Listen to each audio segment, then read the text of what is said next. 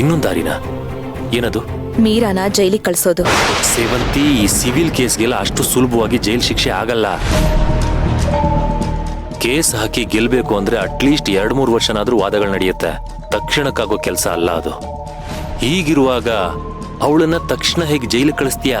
Arjun sir, ನಾನು ಅವಳನ್ನ ಜೈಲಿಗೆ ಕಳಿಸಿ ಅಂತ ಹೇಳ್ತಿರೋದು ಸಿವಿಲ್ ಕೇಸ್ ಮೇಲಲ್ಲ, ಕ್ರಿಮಿನಲ್ ಕೇಸ್ ಮೇಲೆ. ಏನು? ಕ್ರಿಮಿನಲ್ ಕೇಸಾ?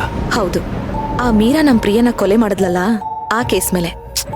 ಆ ಕೇಸಿಗೆ ಬೇಕಾಗಿರೋ ಪ್ರೂಫ್ ಯಾವ್ದು ಇವಾಗ ನಮ್ಮ ಹತ್ರ ಇಲ್ವಲ್ಲ? ಮೀರಾ ಅದನ್ನೆಲ್ಲ ಡಿಲೀಟ್ ಮಾಡಿದೀನಿ ಅಂತ ಹೇಳಿದ್ಲಲ್ಲ. ಅರ್ಜುನ್ ಸರ್, ಕರ್ಣಭಾವನ ಹತ್ರ ಇರೋ ಪ್ರೂಫ್ಗಳನ್ನ ಅವಳು ಡಿಲೀಟ್ ಮಾಡಿರಬಹುದು. ಆದ್ರೆ ಅದೇ ಪ್ರೂಫ್ಗಳಿರುವಂತ ಇನ್ನೊಬ್ಬ ವ್ಯಕ್ತಿ ಇದ್ದಾರೆ, ಅವ್ರನ್ನ ನೀವು ಮರ್ತೇ ಬಿಟ್ಟಿದ್ದೀರಾ. ಇನ್ನೊಬ್ಬ ವ್ಯಕ್ತಿನ? ಯಾರದು? ಅವನೇ, ಆ ಫೋಟೋಗ್ರಾಫರ್. ಅವನು ಮೀರಾನಿಂದ ವಧೆ ತಿಂದು ನರಳಿದಾನೆ. ಅವನಿನ್ನು ಜೀವಂತವಾಗಿದ್ದಾನೆ. ಖಂಡಿತವಾಗ್ಲೂ ಅವನು ನಮಗೆ ಸಾಕ್ಷಿಗಳನ್ನ ಕೊಡ್ಬೇಕಾದ್ರೆ ಇನ್ನೊಂದು ಕಾಪಿನ 100% ಅವನ ಹತ್ರ ಇಟ್ಕೊಂಡಿರ್ತಾನೆ. ಏನಂತೀರಾ? ನೀನ್ ಹೇಳೋದು ಸರಿನೇ. ಹಾಗೆ ಮಾಡೋಣ. ಮೀರಾ ಅಂತವ್ರು ಜೈಲಲ್ಲಿರತ್ತೆ ಸರಿ. ಮೊದ್ಲೆಲ್ಲ ಮೀರಾ ಏನೇ ತಪ್ಪು ಮಾಡಿದ್ರು ನಾನು ಕ್ಷಮಿಸ್ತಾ ಇದ್ದೆ ಸರ್. ಕಾರಣ ಇಷ್ಟೇ, ಕರ್ಣಭಾವನ್ಗೆ ಅವಳಿಂದ ಪ್ರೀತಿ ಸಿಗ್ಬೇಕು ಅಂತ. ಆದ್ರೆ ಇವಳು ಆಸ್ತಿನ ಬರ್ಸ್ಕೊಂಡು ಅವ್ರನ್ನ ಬೀದಿಗೆ ತಳ್ತಾಳೆ ಅಂತಂದ್ರೆ? ಅಲ್ಲ ಸರ್, ಚಿಕ್ಕ ಮಗು ಅಂತಾನು ನೋಡ್ದೆ ನಾ ಮಗು ಕೈಲಿ ಭಿಕ್ಷೆ ಪಾತ್ರೆ ಕೊಡ್ತಾಳೆ ಅಂತಂದ್ರೆ ಇದ್ರಲ್ಲೇ ಗೊತ್ತಾಗತ್ತೆ ಅವಳು ಯಾವತ್ತೂ ಬದಲಾಗೋದಿಲ್ಲ. ಇಂಥವ್ರು ಜೈಲಲ್ಲಿರೋದಕ್ಕೆ ಲಾಯಕ್ಕು. ಆದ್ರೂ ಕರ್ಣನ್ ನೋಡಿದ್ರೆ ಪಾಪ ಅನ್ಸುತ್ತೆ ಸೇವಂತಿ. ಅವನು ಯಾವಾಗ್ಲೂ ಹೇಳ್ತಿರ್ತಾನೆ, ನನ್ನ ಹಣೆನಲ್ಲಿ ಪ್ರೀತಿ ಅನ್ನೋದೇ ಬರ್ದಿಲ್ಲ ಅಂತ. ಕೆಲವೊಂದ್ಸಲ ನನಗೂ ಅದ್ ನಿಜ ಅನ್ಸುತ್ತೆ. ಪ್ರಿಯಾ ಒಂಥರ ಮೋಸ ಮಾಡಿದ್ಲು, ಈಗ ಮೀರಾ ಇನ್ನೊಂಥರ. ನನ್ಗೀಗ್ಲೂ ಅನಿಸ್ತಾ ಇದೆ ಸರ್, ಮೀರಾ ಬದಲಾದ್ರೆ ಎಷ್ಟು ಚೆನ್ನಾಗಿರುತ್ತೆ ಅಂತ.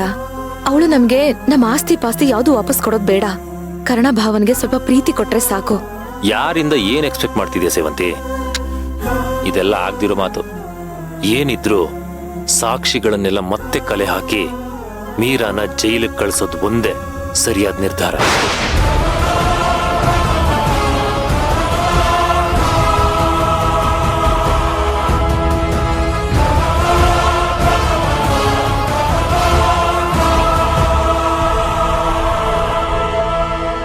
ಬಿಡೋ ಬಿಡೋ, ಏನಾಗಿದೆ ನಿನ್ಗೆ? ನನ್ನನ್ನು ಏನಕ್ಕೆ ಇಲ್ಲಿ ಕರ್ಕೊಂಡ್ ಬಂದೆ?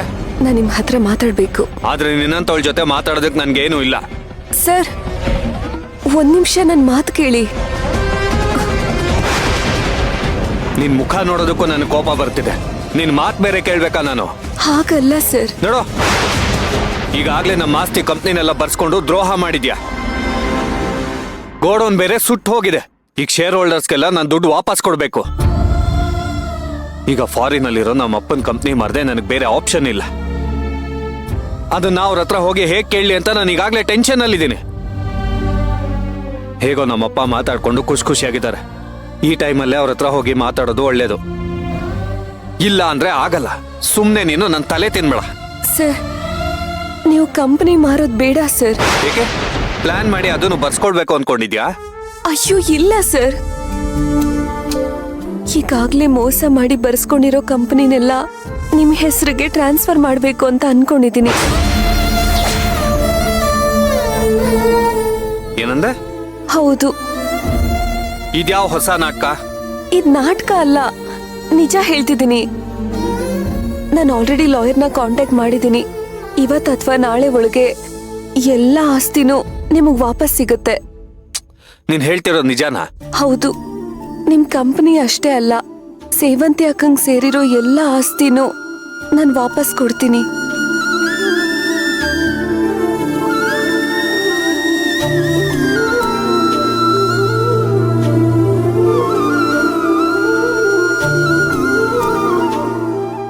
ಅಷ್ಟೇ ಅಲ್ಲ, ನಿಮ್ ವ್ಯವಹಾರ, ಸಾಲಗಳು, ಲೋನ್ಗಳು, ಕಂಪನಿ ಶೇರ್ ಹೋಲ್ಡರ್ಸ್ ಕೊಡ್ಬೇಕಾಗಿರೋ ಎಲ್ಲ ಅಮೌಂಟು ಏನೇನಿದೆಯೋ ಅದೆಲ್ಲ ನಾನೇ ಕ್ಲಿಯರ್ ಮಾಡ್ತೀನಿ. ಇನ್ಮೇಲೆ ನೀವ್ ಯಾವ್ದಕ್ಕೂ ಟೆನ್ಷನ್ ಮಾಡ್ಕೊಳ್ಳೋ ಹಾಗಿಲ್ಲ. ಯಾಕಂದ್ರೆ ನಾನು ಈ ಮನೆ ಬಿಟ್ಟು ಹೋಗ್ತೀನಿ. ಇನ್ಯಾರಿಗೂ ನಾನು ತೊಂದರೆ ಕೊಡಲ್ಲ. ಮಾವ ಇಲ್ದೇ ಇದ್ದಾಗ ನೀವೆಲ್ರೂ ಮನೆ ಕೆಲ್ಸದವ್ರ ತರ ನಾಟಕ ಆಡೋ ಅವಶ್ಯಕತೆನೂ ಇಲ್ಲ.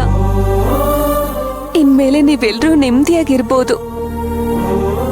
ಈ ಮನೆ ನಿಮ್ ಪ್ರಾಪರ್ಟಿ ಎಲ್ಲನೂ ಸೇಫ್ ಆಗಿದೆ. ದಯವಿಟ್ಟು ನನ್ನ ಕ್ಷಮಿಸ್ಬಿಡಿ. ನನ್ನಿಂದ ತುಂಬಾ ದೊಡ್ಡ ತಪ್ಪಾಗಿದೆ. ನಿಮ್ ನಂಬಿಕೆಗೆ ಮೋಸ ಆಗಿದೆ.